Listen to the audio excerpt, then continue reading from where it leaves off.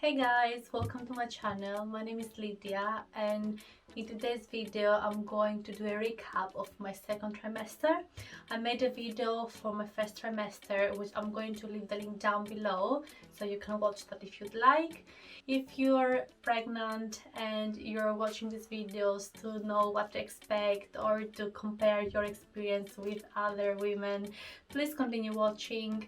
I think it's very important to share how everyone is experiencing pregnancy because things change so much and symptoms differ so much that sometimes you hear and you read specific things, and when this time comes it's completely different and you don't know why. You worry and you didn't know that things could happen. I was one of these people. I went through some things which I never knew that it was possible. So yeah, I'm really grateful for internet and for all the other women's videos out there. Without further ado, let's get started. I have made some notes for my second trimester. They're not as many as for the first one because, to be honest, the second trimester is not as eventful and as horrible as the first one, but there were a lot of changes, new experiences, updates, so I'll go through that. The biggest problem that I had during my first trimester was my nausea. How nauseous I was. I couldn't move, I couldn't do anything. I had to lay down and suffer with nothing really working. I tried a lot of things, but yeah. Nausea in the second trimester, I wish I was one of these people that will say, oh, the moment I hit the 13-14 week, the nausea was gone, but unfortunately that didn't happen for me. The nausea continued for my second trimester, thankfully not for the whole of it. Until weeks 20 I had nausea on and off. Didn't have the same intensity as it had in the first trimester. It started having a pattern and I could tell when things would get worse, so I could prepare myself better, but it wasn't easy still. The weeks 17, 18 and 19, that were the best weeks that I had so far in my pregnancy because the nausea was manageable. I was taking ondansetron and with one tablet a day it was fine. I could eat without being sick. It was a very good break for me because we were moving houses at that period of the time, so I had a lot of things to do. It was very tiring. I remember it was the week that we came to our new place. We were so hungry and I told my husband, okay, should we try to order pizza, because I hadn't eaten pizza for like 3 months. And we did, and I could eat and I enjoyed it so much and I was so happy for that. We had our ultrasound where we saw baby's organs, we measured everything. They told me that baby was growing, was healthy, everything looked fine. We had our blood tests which were perfect too. They told us the sex of our baby and we're expecting a boy. We visited my parents-in-law who don't live in the UK. I don't know if my body got tired from the trip. I was sick again. I don't know why. It's not that I ate something different. I was still very careful because I still had the memory of being sick and I didn't want to have this feeling, so I didn't want to experiment with eating different foods and just forgetting everything and going back to the diet that I had before. So I don't know why the nausea came back so intense in the week 20, but for the whole week I wasn't feeling well. And then when I started getting better, it was the moment that unfortunately we got sick. I don't know if it was COVID or not because both my husband and I, we did COVID swabs. My husband's got positive, mine were negative. I had a very bad sore throat, runny nose, blocked nose. I was exhausted. Thank God I was able to sleep at night. That was my biggest fear, that because of my sore throat I would have a dry cough that wouldn't let me sleep overnight and I wouldn't get any rest. My baby wouldn't get any rest and that would distress the baby. Really, I'm grateful I slept fine through the night. Of course, I had to wake up to go to the toilet. I woke up a couple of times coughing, but it was a cough that lasted for 1 minute, maybe a few seconds, and then I was able to go back to sleep. I'm really grateful for that. The biggest surprise was that the moment I got sick, my nausea didn't come back for 3 weeks. I had an upset stomach and I still couldn't do much because of my blood pressure. I don't say that I was feeling great, but I don't understand how the nausea disappeared when I got sick. So after I felt better and with my nausea gone, I had a couple of good weeks. I enjoyed life for the first time in so long, until I noticed that I had some weird discharges. I knew that during pregnancy you may notice more discharges and it's normal, but the ones that I had is going to be, again, a bit too much information, but so you know, the ones that I had, they start from being white to yellowish to being greenish and clumpy. It didn't seem normal, so I contacted my GP and I explained what happened, what I noticed. So they arranged for me to do a vaginal swab. I did that, and 1 week after I got the results, and it showed that I had a vaginal thrush and bacterial vaginosis. Now they explained to me that it's from the hormones and the changes and how the pH changes, which I understand it makes sense, but it wasn't a very pleasant experience and a very pleasant feeling. I had to take antibiotics twice a day for 7 days, and once I finished with antibiotic, I had to get the vaginal pessary for 7 nights, and also they gave me the external clotrimazole cream, again to use it 3-4 times per day for 7 days. Unfortunately, the thrush kept coming back.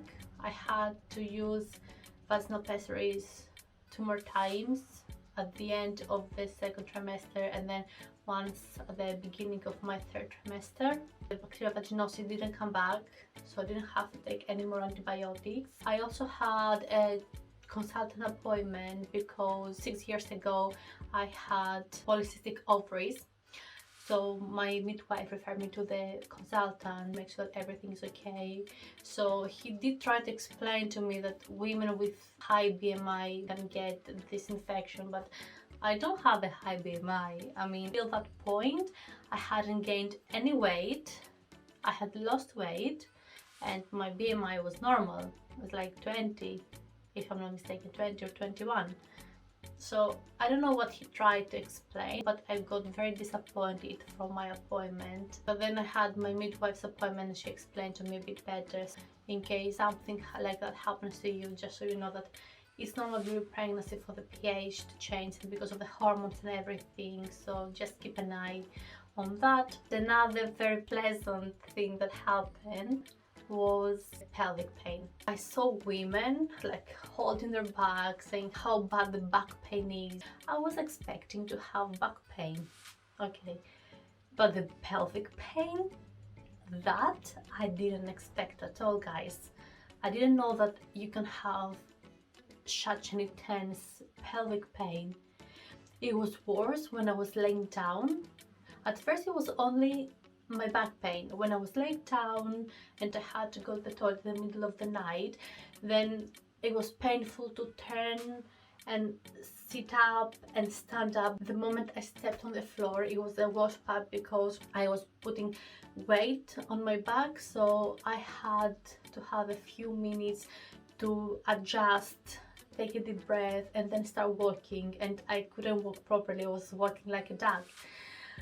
But at the end of my 2nd trimester, apart from my back pain, I started having pelvic pain and my hips were hurting. I was sleeping on my left side most of the times because I knew that I shouldn't sleep on my back and I shouldn't really sleep on the right side, although some people say that right side is fine too. Anyways, I was trying to sleep on my left side most of the time and my hip was hurting me so much, and in order to try to turn even to my back or my right side to give a break, everything was cracking. My back was cracking, my groin was cracking. I thought that, you know, I'm gonna just be dislocated here on the bed and I won't be able to move at all. I was really trying to do all the pelvic floor exercises. I was watching so many different videos on YouTube. I was talking with my midwife. They did help, but they didn't help as much as I needed. I still have a very bad pelvic pain. Doing stretching every day was one of the things that helped me the most. And to help with that pelvic pain and my back pain, I got a pregnancy pillow. You know, I didn't expect that it would help a lot. I thought that it was mostly as a support. You're pregnant, so you need to have a pregnancy pillow, but honestly it helps so much. It supports you. I got one that has the size of the U, so it supports my back, it supports my front. I put a long part of the pillow between my legs, so it keeps my legs apart, so that's better for my back and really helps. Pregnancy pillow recommended if you have any pains.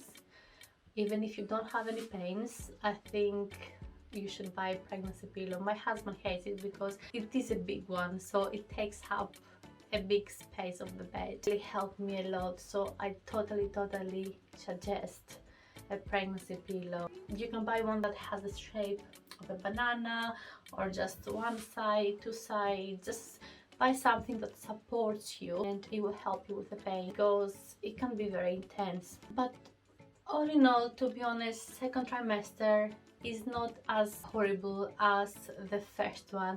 It has this honeymoon phase and you start feeling more energetic. You don't have that intense symptoms. You start enjoying being pregnant. It is again another few weeks that your body keeps changing and you experience new things, and is the moment that the baby is growing and you start showing pregnant and you start feeling the movements. It's so interesting how the movements change week by week. At first you feel the fluttering, and then you start feeling small kicks, then you start feeling the baby rolling around. At the end of the second trimester, I started feeling him hiccuping. At first I didn't know what it is, but then he was hiccuping twice a day and it was rhythmic, and I figured that it was his hiccuping. And the more the baby grows, the more intense all these movements are, and it's nice. I don't feel alone anymore. You have someone to chat. At least I chatted with him a lot.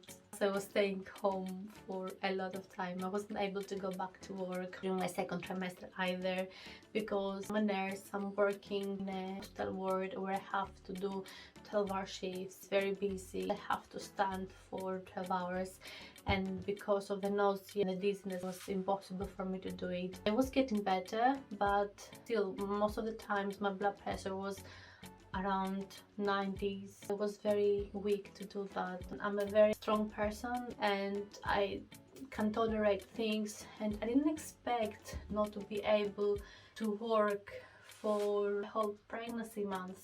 Mentally you are strong, but then your body is not as strong as you think that you are sometimes. It was hard for me to understand it and to accept it, but it is what it is. That was how my second trimester was. I hope you liked the video. If you did, please hit the like button. You can subscribe to my channel. I'm trying to upload once a week. Until the next video, be safe, be happy, and have a wonderful day. Bye.